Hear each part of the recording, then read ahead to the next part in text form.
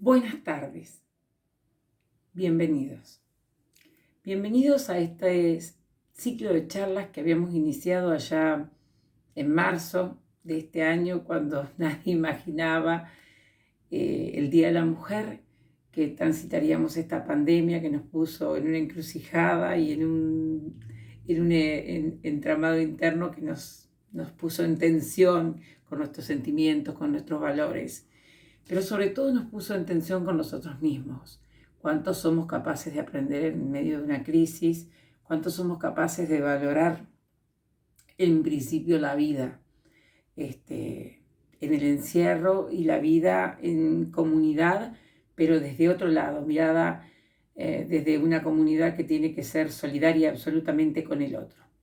Así que a mis queridas y entrañables colegas, pero sobre todo a quien tuvo la idea de darme esta oportunidad de encontrarlos, a quienes voy a nombrar en unos segundos, a Karina Donoso, esa entrañable educadora y colega que tengo el placer y el honor de tener de amiga además en la vida, y la he cultivado curiosamente en el mundo de la educación, que es muy extraño tener un amigo en el mundo de la educación. Pero bueno, a la inspectora de nivel Gladys Caligari, por supuesto, por permitir toda esta apertura, ¿no?, dentro de la enseñanza de adultos mayores que tienen la virtud y la apertura de espíritu de seguir empoderando el saber más allá de las barreras biológicas. ¿Está? Y eso es maravilloso.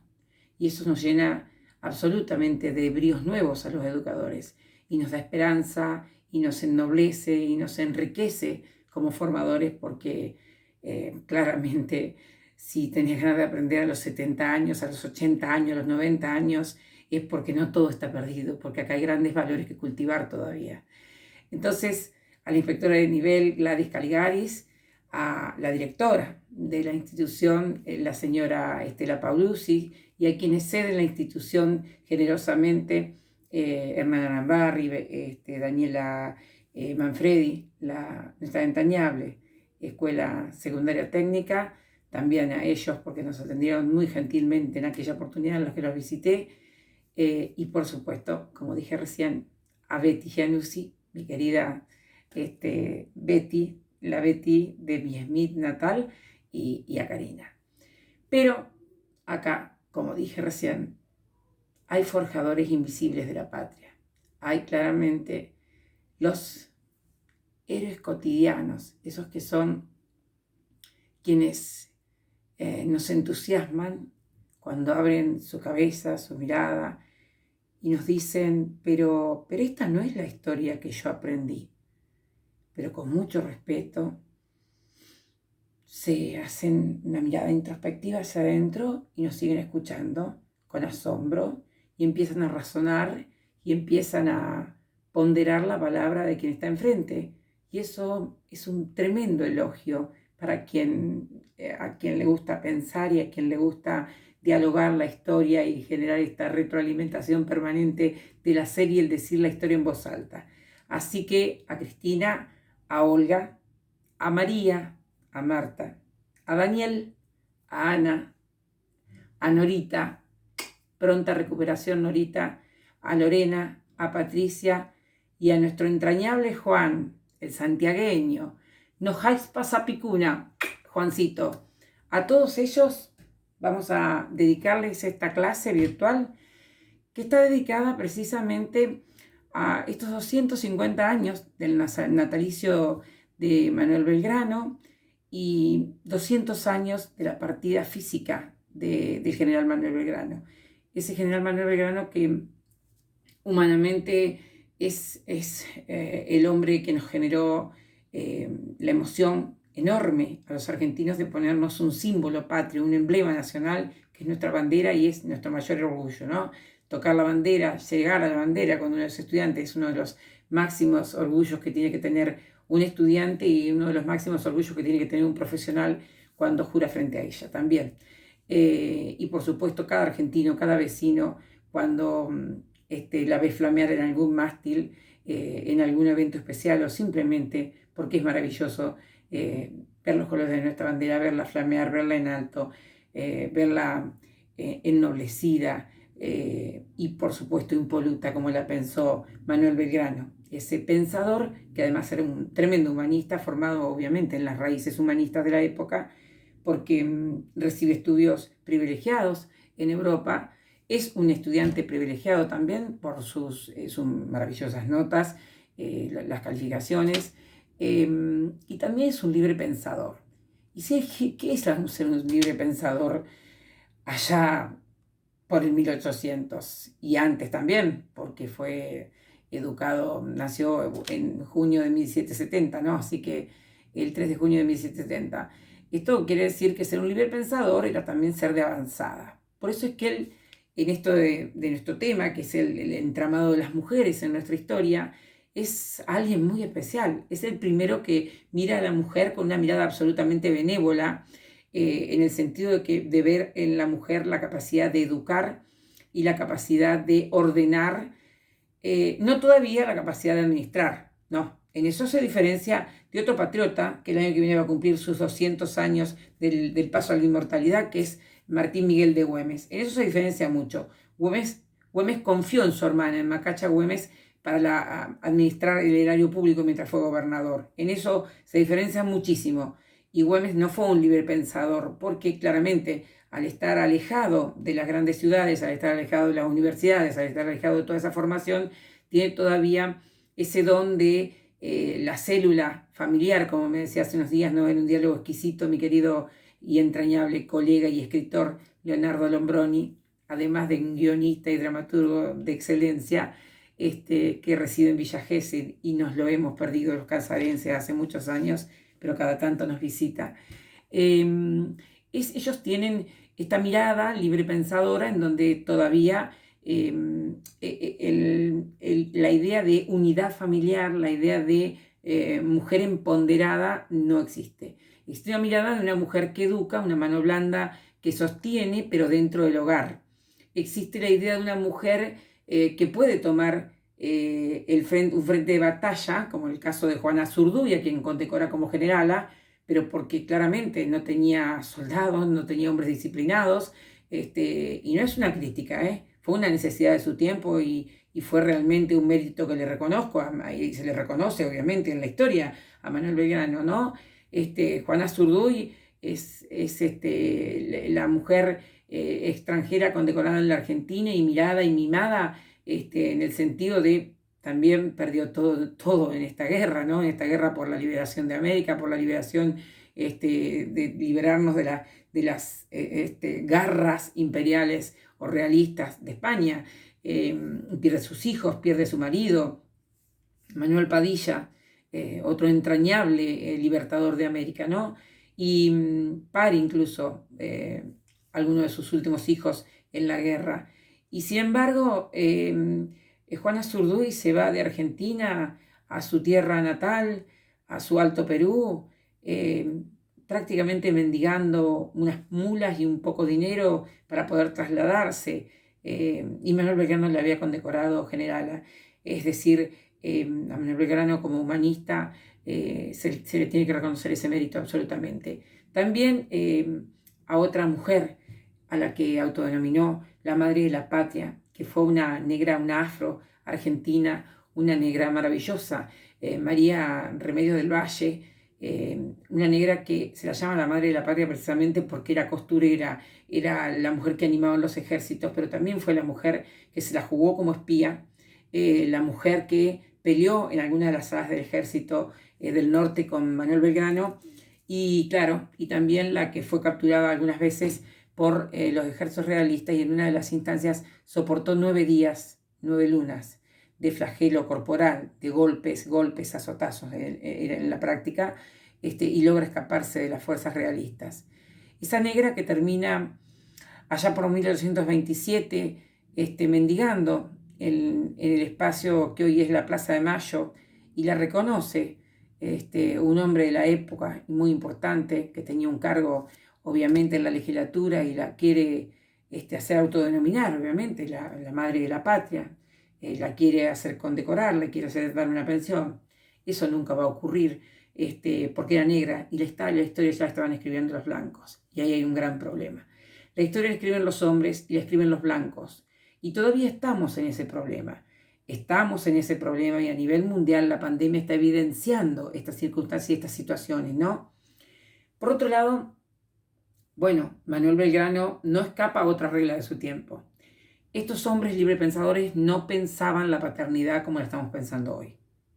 No eran hombres paternales, no eran hombres que pensaban la paternidad compartida, no eran hombres que guiaban a sus hijos. En todo caso, San Martín de repente se transforma en un moralista al escribir las máximas para Merceditas, pero en la práctica no ve el nacimiento de Merceditas. Sí, ustedes me dirán, está cumpliendo con el ejército, todo bien, volvemos a lo mismo. Son hombres librepensadores que van más allá, como decíamos con mi colega, con Leo, van más allá de los conceptos, de las cuestiones materiales. Ellos van a los conceptos constructores o basales, el concepto de patria, el concepto de nación, el concepto de Estado, conceptos que son todavía grandes abstracciones en la mente de la humanidad, pero que en la vida cotidiana necesitamos ponderar el vínculo con el otro. Ningún hijo se cría solo, y si somos padres somos de a dos.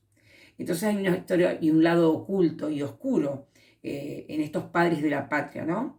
Bien se puede decir que San Martín ha sido, de alguna forma, y Belgrano también, han sido los dos grandes prohombres y los dos grandes padres de la patria, de alguna manera, por la forma de liberarla, por la forma de luchar, por lo que escribieron, por lo avanzado de su tiempo. Sin embargo, entre ellos había, discúlpenme, había grandes diferencias. San Martín no quería mujeres en su ejército. Sí aceptaba la cuestión de tenerlas de espía, esto que él llamaba la guerra psicológica. Digamos, espías, amantes. Nos quedamos mudos. Estrategias de la época, que siguen siendo estrategias de hombres, pergeñadas por hombres y mujeres que en realidad creían en esos hombres, mujeres que en realidad se enrolaban en las guerras, seguían esos hombres, eran hombres fuertes, hombres que seducían, hombres que arrollaban, hombres pasionales, viscerales, y así ocurre como entre ida y vuelta nacen los grandes amores. Y uno de esos fue el que se gestó cuando ella tenía 17 años y acompañaba a su padre al consulado, donde trabajaba, tuvo su primer trabajo como abogado y como servidor funcionario público, Manuel Belgrano, a don Ezcurra, una de las familias más importantes de Buenos Aires, María Josefa Ezcurra, con 17 años. Se enamora de un hombre de 32, seductor, galán, arrollador, maravilloso, educado, diplomático, bueno, sensual, caballero, ¿qué más les puedo decir? Manuel Belgrano era exquisito por donde se lo mire. Se enamora tanto, pero su padre le había prometido a un primo. Y como era costumbre en la época, la promesa era promesa y no se rompía, y por lo tanto se casa con su primo. Su primo se hace contrarrevolucionario después de la revolución de 1810. Esto que les cuento había ocurrido 7 años antes aproximadamente, ¿no? Entonces ella queda ni viuda ni divorciada, porque el divorcio no existe y muerto no estaba. Se había ido con los realistas, con los de él. Entonces, bueno, era una condición incómoda. Entonces era la amante de, si se habían visto o si no se habían visto.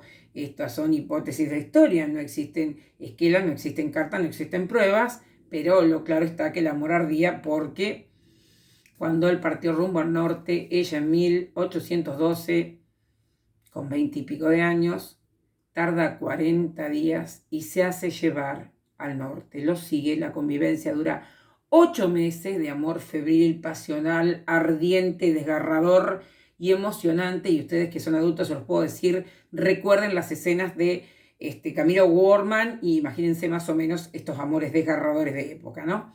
Las escenas, digo, entre este artista magnífico chileno y nuestra querida Camila Perecé.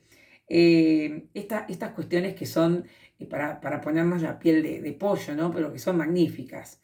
Pero claro, lo magnífico fue también que nació un hijo.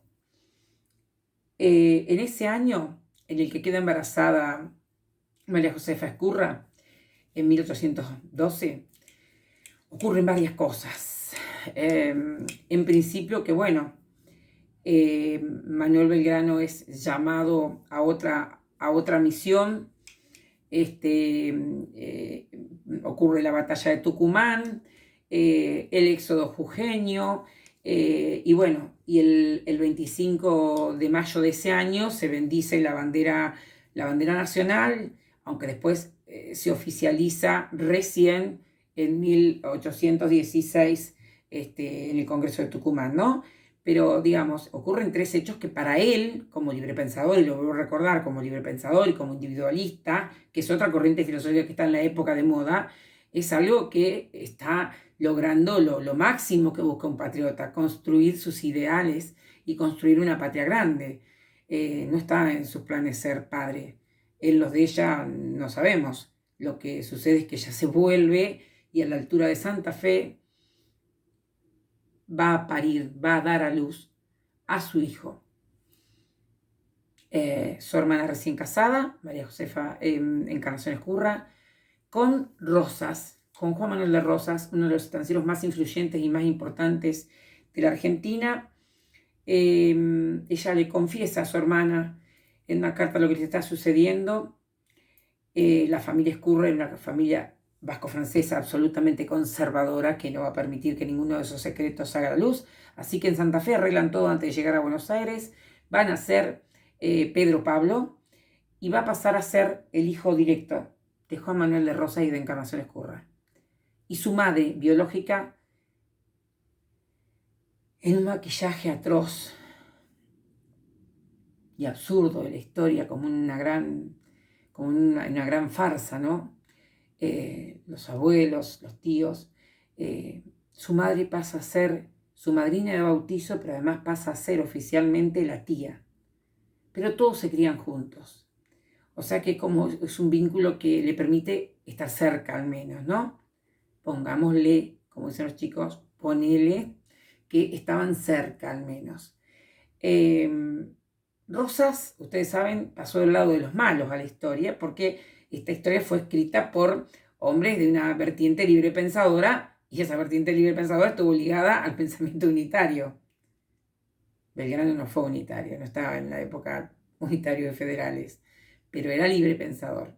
Entonces, bueno, Belgrano es de los buenos, San Martín es de los buenos, Rosas es el cavernícola número 1, obviamente destrozado por uno de los hombres que también es llamado el padre del aula, precisamente, que es Sarmiento. Rosas, Quiroga, bueno, Güemes, todos los caudillos que curiosamente tuvieron un vínculo con las familias, con la paternidad, mucho más sensible que cualquiera de nuestros primeros patriotas, ¿no? Pero les vuelvo a insistir con esto. El patriota librepensador está, digamos, abstraído en su tarea de construir la patria. No está pensada la paternidad para él. Todavía no es un rol que se ha propuesto la paternidad. El tema es que en esta mirada prospectiva, es decir, de ayer a hoy de la historia, este análisis es necesario, y más en este tiempo, siglo XXI, y transitando una pandemia, y en un momento en el que todavía las mujeres no alcanzamos los derechos plenos, ¿está? Y entonces donde todavía se discuten las paternidades, las identidades, el derecho al aborto, el derecho al no aborto, etcétera, etcétera, etcétera. Entonces, son cuestiones que interpelan, que son urgentes, que hay que hablarlas, que hay que decirlas, que hay que discutirlas. ¿Qué mejor que hablarlas con quienes ya las han transitado y las han tenido que resolver posiblemente sin poder hablarlas, ¿no? No obstante esto, mientras tanto, Manuel Belgrano obviamente sigue siendo un hombre seductor, sigue siendo un hombre ardiente, visceral, tiene sangre latina porque tiene una vertiente italiana y que late, el italiano ardiente, pasional, eso de visceral. Enamora a una jovencita tucumana de 14 años. Sí, 14 años. Y como somos todos adultos, ustedes dirán, a los 14 años antes una mujer estaba preparada para ser madre. Estaba preparada para ser mujer. Estaba preparada o precozmente la arrojábamos al rol de ser madre y de ser mujer y la ponderábamos y no la dejábamos hablar. La niña sigue siendo una niña, y estudien por donde estudien, desde la psicología, la medicina o la disciplina que quieran, sigue siendo una niña. Incluso desde la filosofía más antigua, la clásica, es una niña. Es una jovencita, demasiado jovencita, como para producir incluso pensamiento serio. Dolores Helguera, la tucumana, estaba prometida por su padre a otro joven, a Rivas.